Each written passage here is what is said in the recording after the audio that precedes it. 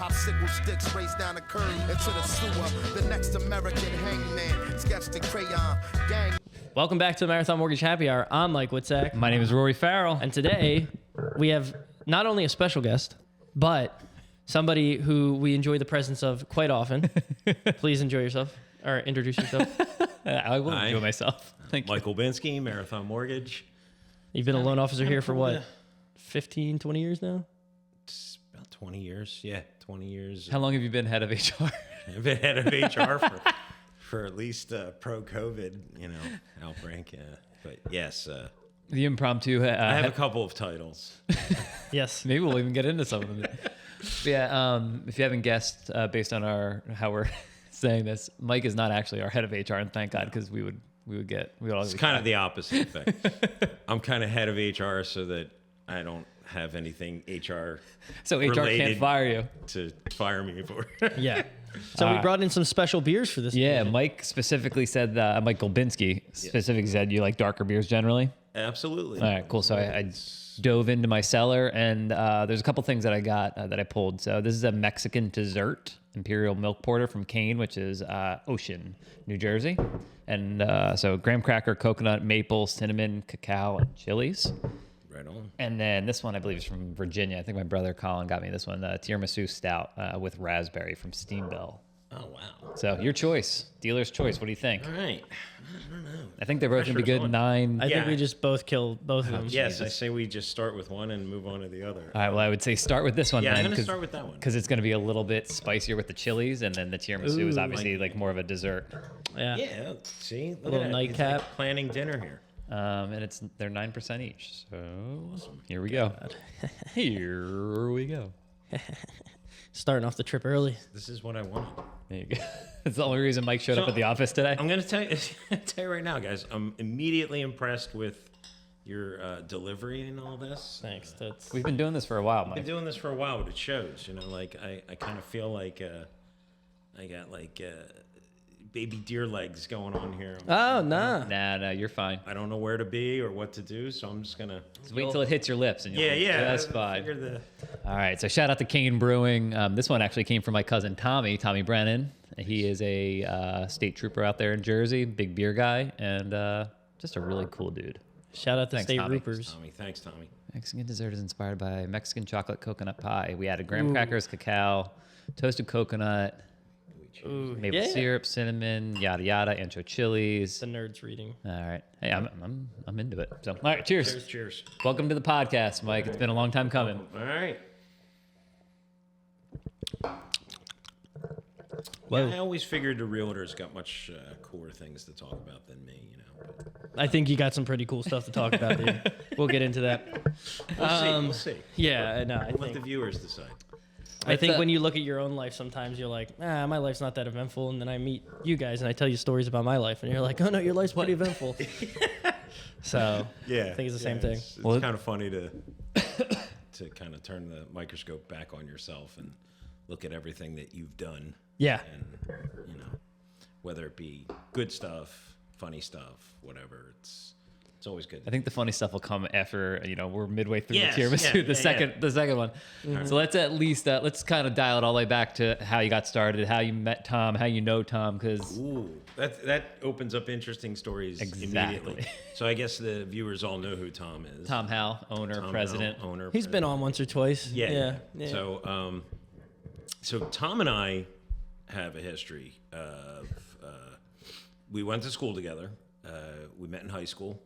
I don't know if I really want to tell like how we met and all, but it's it kind of shines a bad light on me. And Nah, but you guys met. back in high school. He was making fun of the swim team, and I wanted to fight him. What a bully, Tom! Stop bullying people. Yeah. So, but now when Tom tells it, the story's much deeper than. Wait, so Tom was making fun of the swim team. You were on the swim Tom was team. I think he was actually new to school. Okay. I don't remember him from before. I wasn't friends with him or anything like that. Yeah. And the one year we had all shaved our heads and stuff, and he was making fun of us with shaved heads, and it got over to us, and then And Gulbinski went and tried to do something about Yeah, it. yeah. And we never fought. Nothing ever happened there, but we've been great friends ever since. So that's There you like go, Tom. 30 years ago? Yeah. Probably that was- 30 years ago? Yeah, that would have been early 90s because I graduated in 92. So. Yeah. Wow. Too fun. And then the irony is that he then joined the swim team. So then, then Tom joins the swim team. So we're going to how Tom and I know each other. Tom joins the swim team after swimming. He and I and a bunch of other guys rented a house for the summer and became lifeguards. So we were lifeguards together. And we did lifeguarding for a couple years. And then he and we keep hitching our wagon to each other. I was going to Rider University, and Tom was not going to college at the time. He was taking classes at home. He was bored. I invited him up to a party, and he's like, "Oh man, it's awesome." He's like, "This is what you do up here?" And I'm like, "Yeah, we're like sitting on a couch in a party." Turns out just college is drinking pretty beer. fun. And I said, "Dude, you could come here." And he's like, "Really?" And I talked to Coach, and next thing you know, Tom's going to Rider University. Swimming on the swim team. So through all that, we didn't kill each other or didn't let each other die. And Which is maybe another story for off the podcast. And He saved his life. yeah, I went my direction. He went his direction. And at Rider one year, he's sitting there. I'm like, I'm tired of my career. This sucks. I'm traveling all the time and everything. And he said, dude, come do mortgages. And I'm like, I don't know anything about mortgages. And he's like, if you can add, percentages, you could do mortgages. And 20 years later, here I am. You barely need to do that in the beginning, too. Yeah. Yeah. Really, It is funny because, all three of us, and I think most people probably who got into this industry at a younger age are probably like, I don't know what a mortgage is. Like, I don't know how they work. Like, it's just not on your radar. It's not one of those things that, like, you think about coming out of your college with, and you're like, I'm going to be a mortgage broker. Yeah. And even though you jumped in early, that wasn't your intention. No, not at all. And I think, like I to this day, I think like, oh, mortgages are for old people. Like, old people. Old people. You're sitting next to two old people. Two old people. Well, like right I here. always thought like old people with like white hair and glasses, they're like, oh, your mortgages, you got to get your mortgage Oh, right. And now I feel like yes. I know more about Poindexter mortgage. guys that are crunching numbers on Exactly. a And like, calculator and it's just funny that I'm like, oh no, I'm the mortgage Now you're the expert. guy Like, with the yeah, I'm the calculator. guy that tells you what you put need the to get. glasses on. Yeah, so it's just, and most adults don't really even know much about No. mortgages. Like they just know they got one on their house. They called Rory back in the day, and that was it. Like. And that was kind of interesting.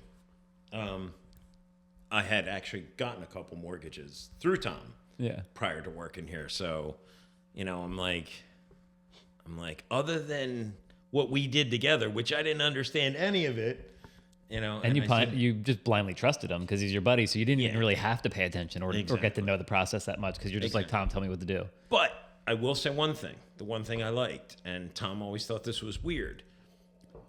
I said that I wanted to get in the mortgage business because I wanted to demystify the business. I wanted to explain things. I went to school to be a teacher, so I actually kind of feel it necessary to educate, especially first-time home buyers. Sure. What it is that they're paying for, what are these fees, and stuff like that. So I do find myself falling back on a little bit of my teaching roots. Some of the guys that have been through it before, no, they're not interested in learning. Yeah. Yeah. But you also don't feel the need to teach them. Yeah, as I don't much feel either. the need. But the first-time home buyers, sometimes they're a little Skeptical. or scared. Yeah. Like people put a mortgage up on this pedestal. Like, I remember the first time I bought a car, and I was like, oh my God, I'm going to come home with a car today? Like, you feel like there's this big, long process. Yep. And that it's not just, hey, you just do this, this, and this, and, you get your car loan, and you get your car, and you drive it home that day. Yep. It's very similar, even though it takes time to actually get the house. You basically talk with us, get your pre-qualification together, and make an offer, and you have a house under contract. Yeah. And you more or less have it. You just have to then go through the steps to get it through underwriting and everything like that, and then you're going to closing. So it's not as scary as a lot of people If you work with the right people. Yeah, if you work with the right Yeah. people.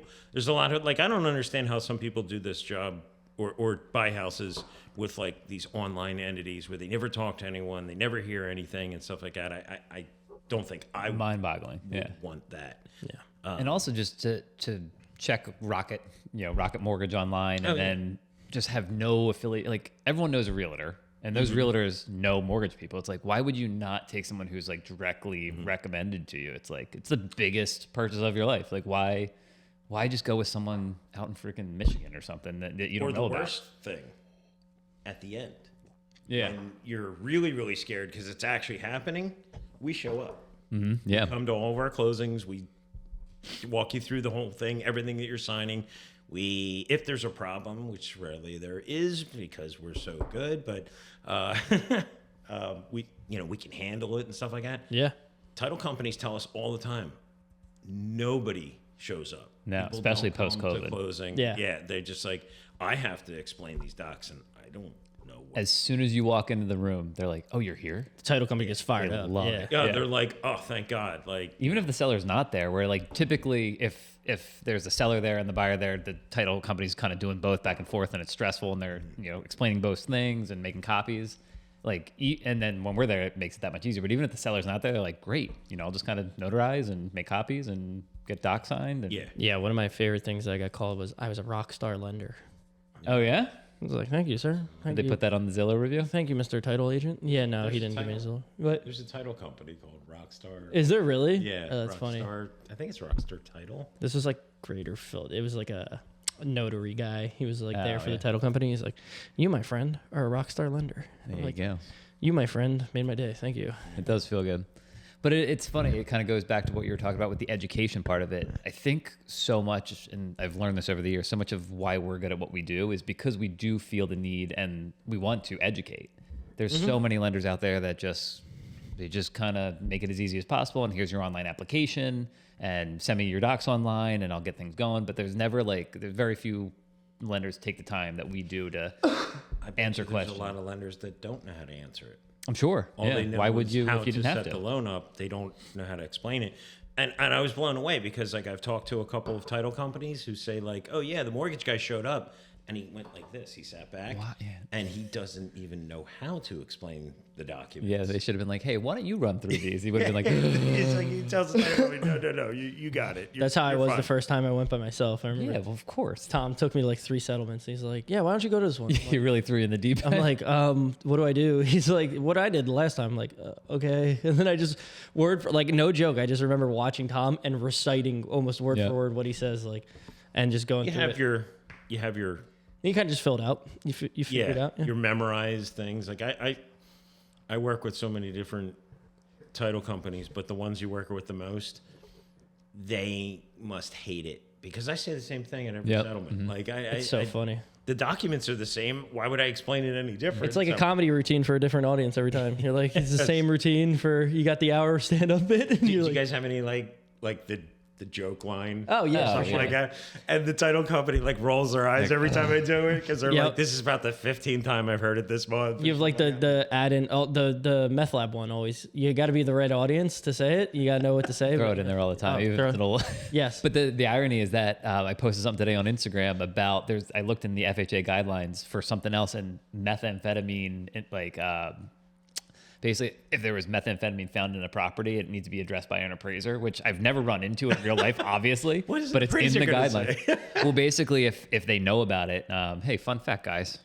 If you get an appraisal and for some reason there was like a history of methamphetamines either in the property or being cooked in the property or whatever, you need to actually have it like essentially remediated. Like there Yep. needs to be like a certificate from some inspector saying this is all, cleared out. Yeah, normally what happens if they get meth labs, something new every they day. find somebody cooking in the property like that, they'll shut down, like the city will shut the property Sure. down and then they'll like gas it pretty much to make sure that you're not like touching a surface and it gets in your skin, Yeah, it can be transported. Yeah, like very easily. So Yeah. What's the big deal with meth anyway? You guys ever tried it? It's pretty cool from my I understanding. hear you lose your teeth or something like that. I don't know. If you do enough of it. Yeah. I mean, everything in moderation. Am I right, guys? Yeah.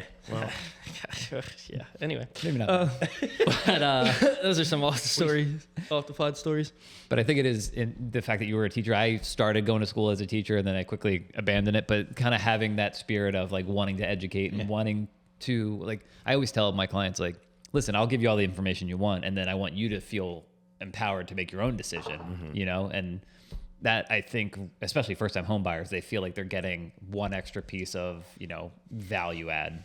With us versus maybe some random lender. early days in my career, Bob and Tom used to, sorry, a little rasp there. They used to make fun of me because everything took like, what could take 15 minutes took like 45 minutes or an hour or something like that. Cause I would just like be telling them everything that I know about mortgages, and they'd be like, they don't care that much. It's good that you answer their questions and stuff, but don't teach them how to be a mortgage broker. There's enough of us in this industry. So I had to learn how to peel back a lot. That was probably one of my biggest detriments. But some people liked it. You just got to read the room. It's like any Yeah, you other do. social situation where you're like, you just got to be aware of. That's what I started doing. If people started like giving me feedback, asking more questions and stuff, I said, okay, I'm going down the right road. But if people are just like quiet and they're just like, like they don't care. They don't care. They don't want to know all this stuff. So Yeah. So how has the industry changed over the past 20 years of doing this? holy God, really? A loaded question. Loaded. Wow. Well, I didn't go back to the day of pen and paper. We were doing things electronically, but 20 years ago when I first started, things were much. Like, what did you do to get business? There you go. That's a question. Like, what were you doing? The business was for our format was really no different. We still did the stuff with past clients and realtors. It was always just been the bread and butter. But the crazy thing is, and I've told you guys this before, so this is more for the viewers. It used to be so easy to do a loan. I could literally run your credit, and if your credit was good enough, I could fund in 3 days. Wow. It's great. Yeah, it's Fun. so wild. In 3 days. Like, if you call me on a Monday, you could close on Thursday. Wow. Can you imagine? And all I did was talk to you on the phone. All the I didn't regulations collect we any have now. paperwork. I didn't collect. You could have told me you made $50,000 a year, and you don't. We got people telling us that all the time. Yeah. Oh, you're If self-employed, the you make automated 100,000? system That didn't gave change. like this Accept Plus thing, that's how easy it was to get a mortgage back then. That we didn't have to. Now we had a special status with this one lender. Oh, okay. And we were like this platinum lender. And that basically meant that we didn't turn in a lot of bad loans. So they gave you the benefit of loans the that we doubt. turned in funded and everything was hunky-dory. But the underwriting process was done a lot of times after the loan was closed. That's wild. We mailed them W-2s and we mailed them. Yeah, we didn't physically mail scan them and stuff like that. We popped them in a FedEx package, and however long it took to get there, and then get underwritten and stuff. And then sometimes the account exec would come in and say, "Hey, you guys closed 80 loans last month," which we did quite a bit, and they'd say, "Of the 80, 3 didn't check out right. Like we got these deficiencies." And as long as we didn't have too many deficiencies, they didn't pull the plug. So with those deficiencies, did you have to then like supplement documentation, or were Yeah, a lot those of were times just that's like what it they were was. just bad It was- loans and they hope for the best that people would pay their mortgage? Yeah, a lot of times it was just missing stuff. Oh, well, and I'll tell you one other thing. If you had really good credit, it's going to blow you guys away. I could put in $1 for income. And if the credit was good enough and they had enough money that they were putting down, bing, it approved. $1 income. Can you imagine? Well, What the hell? it's probably a reason why there was. They were like stated loans, but they were considered full doc loans. So like I put $1 in, as long as I send a W-2 that says, oh, he makes $5,000 a year or something like that. This is what makes me think when people are like, "Oh, the market's gonna crash. There's a bubble still." I'm like, I don't know if you guys know what you're talking about. Yeah. Like, this is not anything like '08. Like, No. you guys. I remember Tom told us a story. A lady had like 400 credit, and was making no money. She had like no job, and he's like, I can't get her approved. And the realtor was like, that's it, I'm going to this other bank or something like that. And the other bank got her approved and got her house. Like they just gave her a house. Yeah.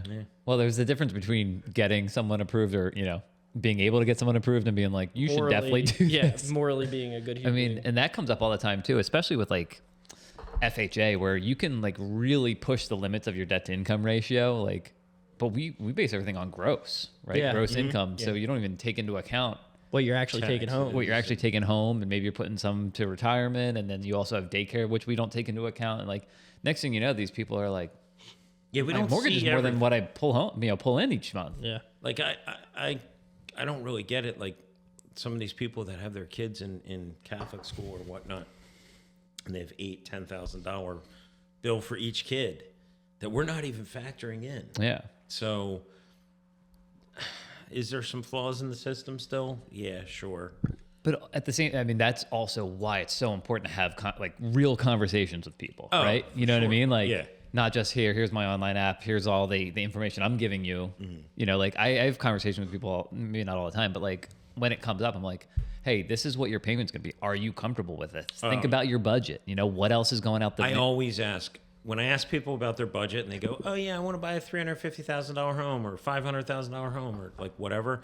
I say, no, I'm more interested in what's your monthly budget. Yeah. What are you paying now in rent? And what do you think you can afford now as like a real factor? Because my computer may say you can afford $5,000 a month. Yep. And you and your wife might say, we would never spend $5,000. Yeah, sure.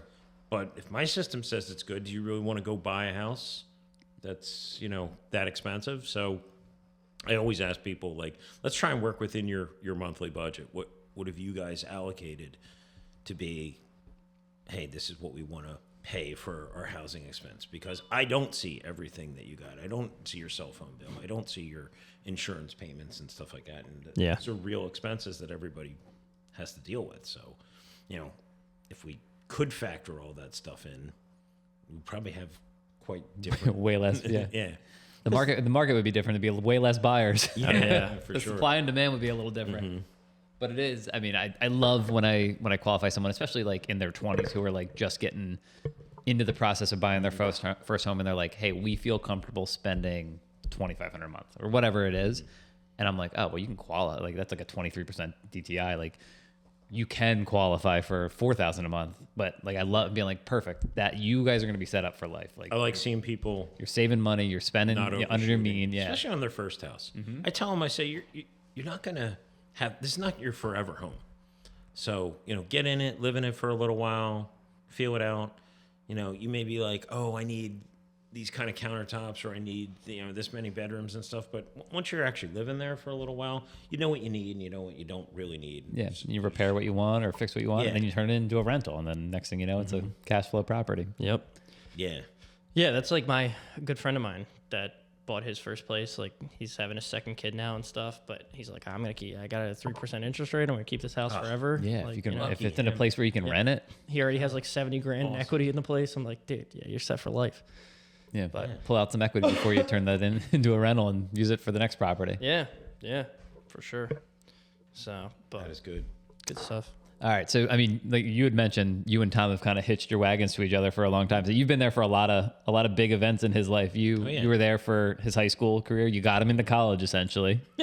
You saved his life. We won't get into that. That's Sea Isle, right? Was it Sea Isle? Yeah. Okay, he saved his life. See how? You were there when he met Saved Jen. his life. I was there when he met Jen. his Hold on, wife. I need to. This is off the air thing. I'll talk It about would it off probably air. be fine, but I'll bring it up. I can clean it up a lot. We'll just talk about it you're off like, air. I'll clean it up and make Okay. myself look like a hero. Sure. Yeah, exactly. It's like, I don't even know if we're talking about the same thing. How many times have you saved Tom's life? I don't know. I mean, there's times that Tom might say he saved my life, and I would even say, think about yeah. it, and there's times that I would assume that if I'm you know, thinking of that. keeping track, he's probably saved your life more. Oh yeah, for sure. I mean, That's how it goes. That's a good friendship. yeah, that is a good friendship Yeah. based on. All right, just mutual- to save Mike editing, we'll talk about it off the air just in Yeah. case.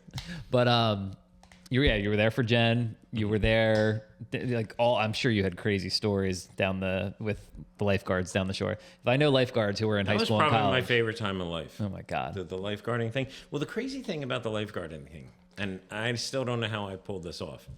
I was 17 and living at, like, I don't know how we got the place. One of my buddy's dad signed for it, and we were down there. But like, I was 17, and I'd never lived on my own before. You know, like how many people have? And I was just like, we just exploded because the lifeguarding scene was very different than it is today. It's like just like anything else. Everything's different than it was, you know, way back when. It sounds weird saying that, but yeah, I mean, I still to this day look back and I said, what were my parents thinking? Like, I don't know. I just said to them, hey, I want to live at the beach and I want to be a lifeguard. Yeah. And they're like, well, where are you gonna find a place to live? And I said, we found this little hole in the wall. I think it cost us $5,000 for the whole summer. Mm-hmm. And we crammed as many guys in there and we split it all up. I think, you know, between weekenders and stuff like that, you know. we did the same. I think we spent. I think it was like $4,000 for the whole summer. 3 of us in a studio when we lived in Belmar. That's pretty much. We had a bed with a trundle bed underneath, and then a lofted bed, and we didn't take one indoor shower the whole summer. Everything was outdoor showers.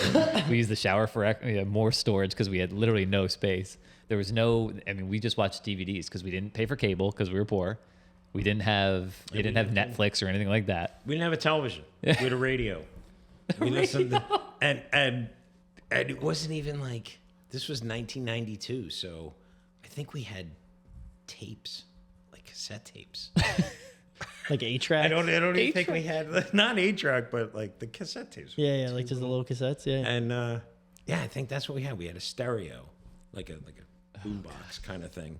And it sat on top of a television. Okay. Oh, that's Metallica, by the way. I heard you asking earlier, but I never answered you. And it sat on top of a television, but we didn't have cable. You got 3, 5, and 6 channels. You got the news. Yeah, we never turned it on. We didn't have anything worth, watching. I mean, every night was the same. I never did anything like that. I mean, we definitely traveled around a decent amount and stuff, but my friends and I we always wanted to stay away from each other. Now, when we went to Penn State Hazleton, my buddy's family owned a house, and all my buddies moved into that house to like live there. Yeah. And they wanted me to move in. I'm like, why would I move in when I live 20 minutes away? Like, I'm not I paying. can give you 10 reasons why you should have moved into that place. Yeah. Well, I'm glad I didn't move in with that group of friends, but like, I definitely look back at it and Were I'm you like, there a lot?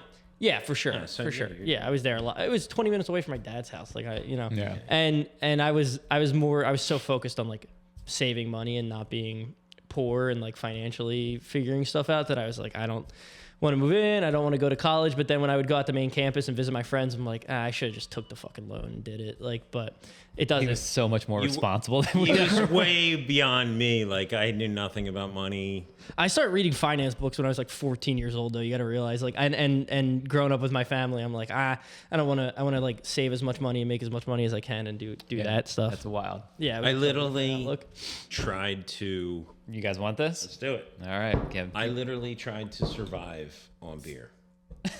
Still doing it. Like, but I mean, like, I remember my parents came down to visit, and I was like 150 pounds, like wiry, and like I don't even remember what the lifeguarding job paid, Didn't matter. but it didn't pay much, and all of it was to beer? To beer, and Ramen. I mean, Peanut butter and jelly? I ate, but like a lot of times eating was like people would bring you stuff. Like, Yeah. A lot of times girls would be like, hey.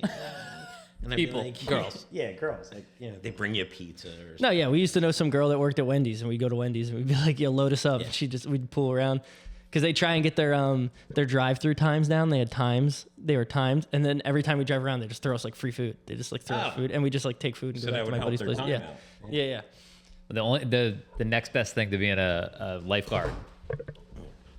Hold on, Mikey. What happened? He just every 30 minutes he's got a. Oh, it thinks like you walked away. Yeah. Did you get it? Yeah.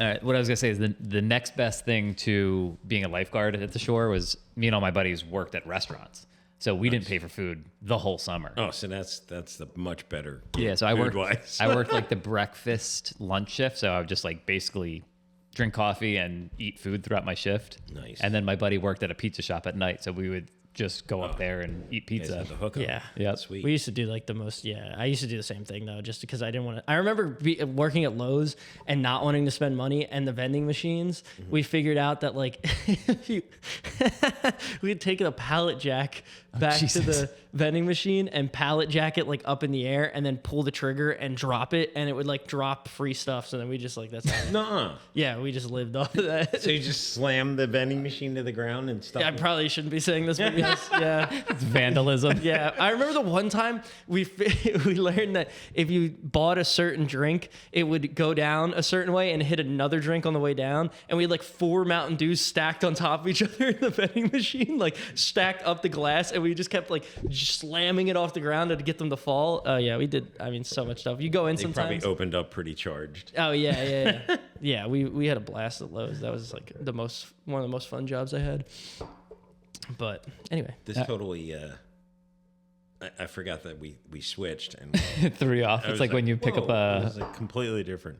the next Looks day the when you same. pick up what Oh, you whoa. think is a water and it's a beer from Yeah. last night. You're like, oh Jesus! It was tiramisu. I don't know if I like it.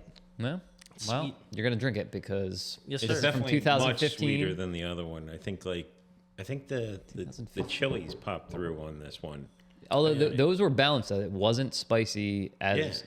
and that's kind of one of the benefits of letting a beer rest or like be in a cellar, because all those like heavier flavors, if you open it like as soon as it was bottled, like within a month or so of it being bottled, they're potent, right? But then if you let them rest, they kind of meld and they kind of mellow out. Yeah, Let's see. that I think was- this that is was nice. 2015. this is much sweeter. The date things I noticed That was was date problem. not Oh, here it is. Yeah, 2019. 6 years ago. 2019. Yeah. So there you go. Had a lot of time to write. I'm not a big tiramisu fan. Strockbine would love this one. Oh yeah, November 27th, 2019. Yeah, I do like this one a little bit better. It's a little sweet. Yeah. Yep. I like the taste of this, but I don't like the whiff. Raspberry. That's what I'm getting. Oh, the I'm raspberry. getting the There it is. That's what I'm getting. Yep. The smell on it is not what I'm liking. Yeah, it's the raspberry. Although I Maybe. like raspberries in general. Yeah, this tastes just like Oh my God, there's like a when Juliet and I were in New York, they gave us like their version of Boilo. I don't know if you guys know what Boilo I is. know what but- it is no, only it's because of you. Yeah. They gave us like which is like a warm liquor is what Boilo is. Isn't it like homemade typically though? Yeah. Like their version like was an it was Armenian like a thing, warm or- wine. No, it's like a I think it's a Dutch mountain thing. Mountain. It's like really only to Jim Thorpe area, like that surrounding Carbon County area. Oh, It's very unique. I've actually seen this. Yeah. What Boilo is, to explain to everybody, is it's like a coal miner thing that happened back in the late 1800s, early 1900s. They would make it's basically moonshine is what they used to use, and now it's like Everclear you use to make it, but they serve it warm. They like heat it up on the stove, and a lot of people have their own family recipes. It's like orange juice, cinnamon. Some people use apples, like different things to make it sweeter. It's kind of like a hot toddy. Yeah, and then mulled wine. when you drink it though, it like warms you up, obviously from the alcohol and it being warm. So they would drink it in the morning and like bring it to the coal mine with them, and they would like keep themselves warm drinking that. Christ. Yeah, dude, they'd be hammered down there. Getting drunk and going in the coal mine. Yeah, 'cause my they dad take- was a coal miner. How do you They make take coal mining I gotta less ask safe? him about it. Oh well, yeah. I mean, it's not safe at all to begin with, let alone like those guys being drunk down there. My grandfather owned a mine in Frackville, Oh wow. Frackville? Yeah, Where's that? Frackville's up by where I Up live. by where right you? where he lives. Yeah, Yeah. The whole coal. He probably knows what it is then. Frackville's I'm like gonna 30 ask minutes him away. about boiling. Yeah, ask him. He definitely knows what Boilo is if he's from Frackville. Yeah. But yeah, but in New York they had a raspberry wine that they served warm. It tasted just like Boilo, and that's So what this talking reminded me about things that you could do years ago that you can't get away with back then. So my grandfather owned a mine. This is kind of funny story, completely aside from anything. My dad, to this day, on his driver's license, is a year older than he actually is. of. So you could work in the mines. Yeah. So To this what he- day, they never like rectified. never got it rectified or Jesus. anything like that. So when like I figured this out when he was in the hospital. I said, Dad, why does it have you a year older? And he's like, oh, they take it off my driver's license. I'm like, your driver's license still says that you were born in 35? And he's like, yeah. Damn, so your dad was born in 1936? 36, yeah.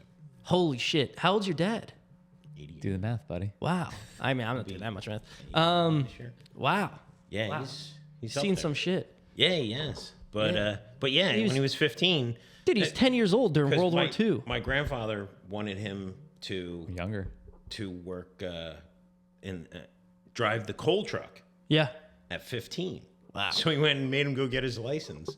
And here he is, 15 years old, driving like the big coal truck out of the mine. That's how it worked up there, man. I mean, that Yeah. place is no joke. Whatever they could do to save a buck or, turn cut corners or do something. Yeah, no, they definitely. I mean, it's pretty wild lifestyle out there. do that today. Just show up and say, hey, I'm here for my driver's license at 15. They'd be like, no, you have to prove your age. Kind of Yeah. like getting a mortgage. You gotta tell me that you. Yeah, now you made gotta more than a dollar. show me all your stuff. Yeah. Regulations, huh? Yeah, regulations. It's very regulated today. All right, so Ronald regulation. yeah, comedy. Comedy. All right, you are known amongst our office as the wild man with the wild clients. Oh, You got yeah, any good stories? I do have some.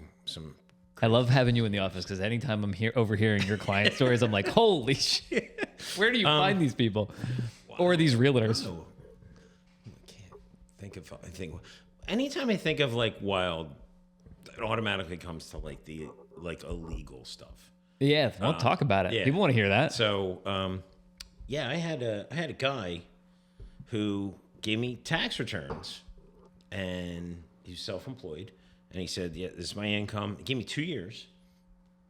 Everything looked right, and so when we did the 4506T, which they go to the IRS and they Pull your transcript. they double check, They confirm that what you commit, yeah. Yeah, what you've given us is actually what was filed. Regular audience here.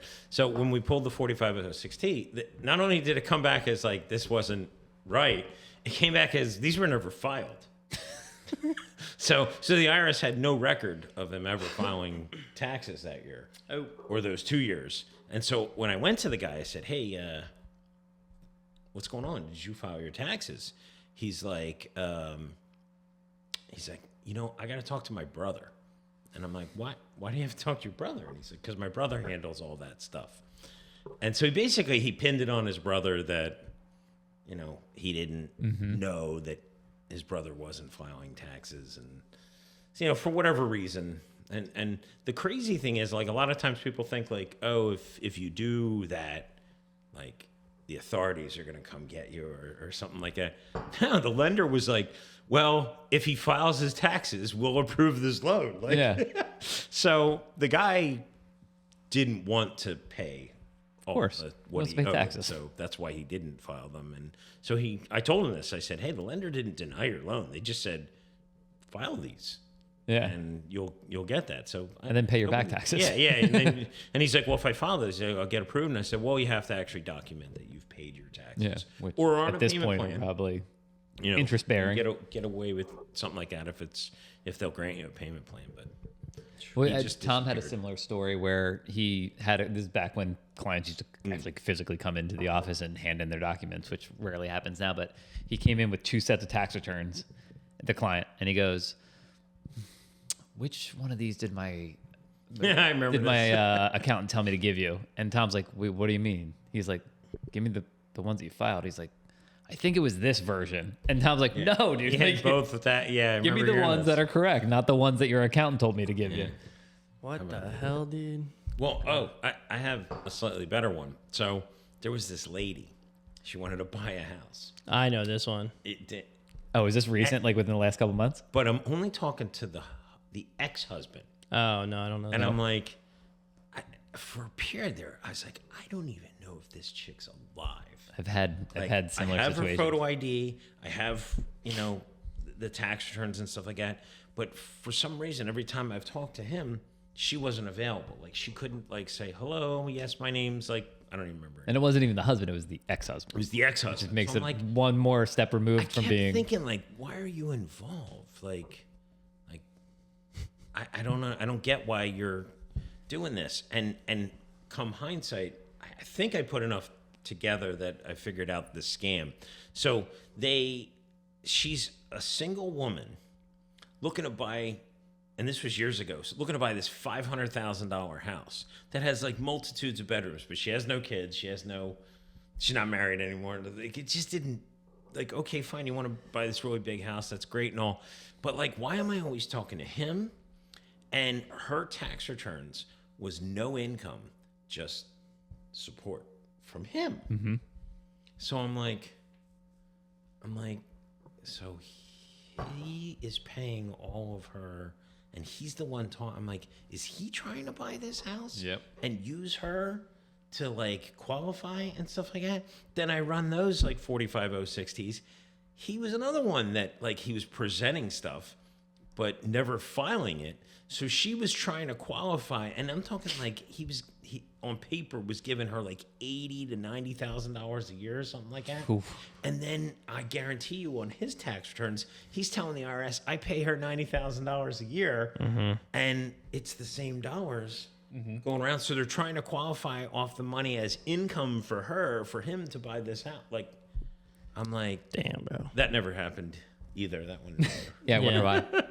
But it is funny that it's like, we don't care what you're doing. We're not the IRS, but it's like, and we're also on your team. Like, we want the loan to go through, but we got to do things by the book, right? So it's like, I'm not let's fraud talk for about it. how we can get it done legally and the right way so that you can get qualified. But it's like, people are always like trying to be shady with us. We're like, no, we're the middleman. We're trying to help you out. You know, True. again, while staying within the rules. And but there have been times where people have told me things and documented things that I don't necessarily think are actually true. And I've talked to lenders before, and lenders have told me, you know, your job is not to find the fraud. yeah, we're not the police. Yeah. Our job is to figure out if there's fraud going on here. But if people have their paperwork together and everything's documented and stuff like that, you could have strong suspicions. But your job as a loan officer is to represent them and get them the loan. Now, if you learn something, Right. you know, then you can't ignore it or perpetuate it to be something different, you know, then you're now helping them commit the fraud. But I always thought that it was like my job to, you know, to be the detective and find out where this person is trying to fool the system. And once I kind of got the okay that, like, it's not really on me, I'm not supposed to turn a blind eye to things, and I'm not supposed to help them commit fraud. But as long as I'm just like, I asked them for the paperwork, they gave me the paperwork. You did it all your looks in standard order. of care. Yeah. Yeah. You know, that's really, It's all you you know. can do. Because then, like, what happens if you're wrong? Then it's like Yeah. discrimination. You know what I mean? You're discriminating against these people for something that they do weirdly. So it's like, Yeah. you know, you can't make assumptions. You know. yeah. But if somebody tells me, yeah, I don't make this income and this is what I'm, like, you know, telling them, then Yeah. we have to pull the plug there. But if, like, they don't have anything that looks Definitively sketchy. definitively sketchy, yeah, exactly. I may have my suspicions, but I can't operate off suspicions. You got anything else you want I was gonna say I'm gonna put a bow on this and try and bring it all back around, but Sweet. it all goes back to having those conversations and spending the time with the client and getting all that information, asking the extra questions, and just, I mean, because eventually that stuff's 99% of the time going to come up in underwriting. So the last thing you want to do is not ask the right questions up front, get them pre-approved, goes to underwriting, they've done their appraisal, they've paid for their inspections, they've done their deposit, yada, yada, yada. All this money's out of pocket, time's out of pocket. And then in underwriting, they find out, oh shit, I can't get this loan. It's like better to know all that stuff up front. And the only way you can really do that is having those conversations and Doing your due diligence. doing your due Yeah, diligence. it's kind of funny. You know, I'm gonna take a little side here. Go ahead. I keep hearing you guys curse, and I keep feeling like I'm on the radio and I can't curse. Did I curse? Probably. I mean, I definitely probably you said, curse. You said fuck a couple times. And Oh, jeez. I don't even know when I say it, dude. It's not good. I got it. it's That's so weird though. For some reason, I feel like I'm on the job or something like right. Because you're a dad of teenagers. Well, Yeah. Dude, I you curse in front of my them kids all the time. yeah, that's what I mean. My Like, kids I don't. curse in front of me. I'm terrible that way. I think when I get back from Vietnam, I'm going to be implementing some, I'll be back on my diet. I'll be locked in. I think this year, maybe cursing will be getting cleaned up. Well, you're getting old, man. You're getting, maturing a little bit. Yeah, I guess. I don't know. I don't know. I think I curse more now than I did before. It's just growing up with my dad, man. Like, I love my dad to death. Dad But curses a lot.